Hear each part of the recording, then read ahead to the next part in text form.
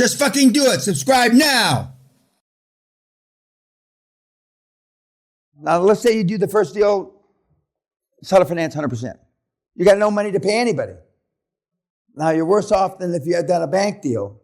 And the lawyers and the accountants will understand because they're not living off your cash flow.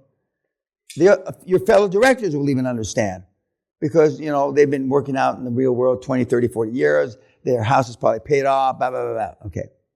But you don't understand because now you've done a deal. You're not an also-ran anymore, but you got no fucking money. Now you take that same seller finance deal, million, and you go to the bank that you had warmed up from before. They thought they're going to fund or finance the whole deal. Now you just come back to them for a line of credit loan and a working capital loan. They'll say, well, what happened to the deal we talked about? Or the kind of deals that we talked about, because you're not really coming to them with a deal. And they say, well, I got it, as you probably agree, we were better off to do a deal for 100% seller finance. And most honest bankers will say, yeah, that's better for you. But I need a working capital loan and I need a line of credit. So the rule of thumb, as I told you earlier, is about 10% for a line of credit. So they'll probably give you a $100,000 line of credit. Okay? And remember, you got to pay a fee, like I talked about. And they'll probably give you, let's say, 60 to 90 days working capital loan, which will probably equate to, I don't know, a couple $100,000. So now you're not bleeding the company. If you need that line of credit and that working capital loan to run the company, fine. But you probably will only need a portion of that line of credit and that working capital loan to pay the bills, etc., while you're sending out invoices, etc. So now you take 50% of the working capital and maybe 50% of the line of credit to pay fees. You're going to pay as long as you tell them, the accountants and lawyers will understand getting their fees late. Remember, they're on a delayed fee basis anyway. Okay, they're delayed not because the deal cratered, they're delayed because you don't have enough cash flow. And then you pay the board members, 10, 20 grand each. And you pay, if a board member did nothing, the way you insult them is you give them $1,000.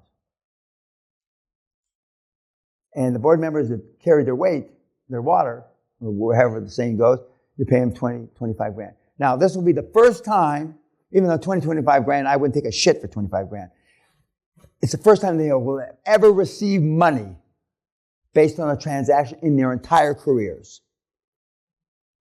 You own them.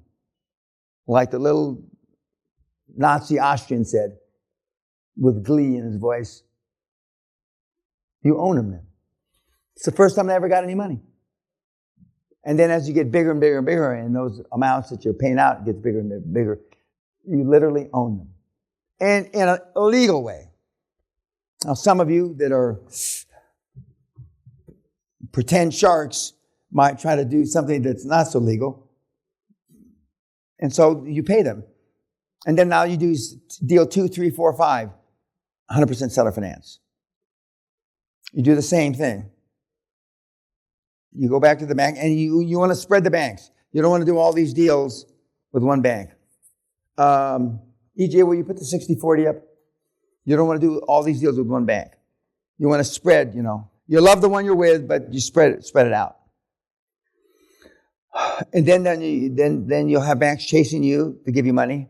Right now, my QLA bots that are in business right now are getting emails and calls. Let's go to lunch because the banks are trying to get money out the door for their bonuses that are going to be paid in the beginning of the year. Yep. Could you expound upon the mechanics of giving out bonuses? Is it just you wire them a direct deposit? No.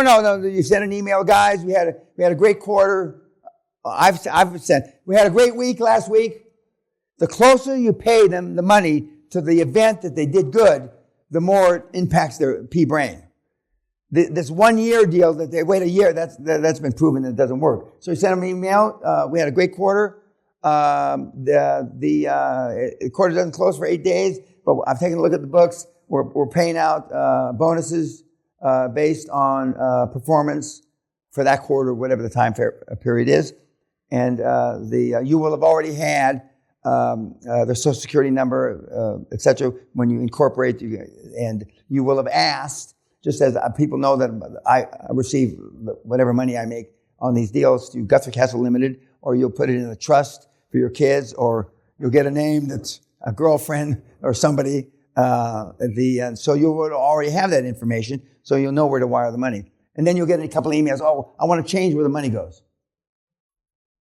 I don't ask why, as long as it's not to Noriega back in the old days, or fucking Putin or somebody, and so they're fine, that's no problem. I'll put you with Kim or Kath or whoever to take the information, and then you just wire it out. There's no voting for the giving out bonus. No.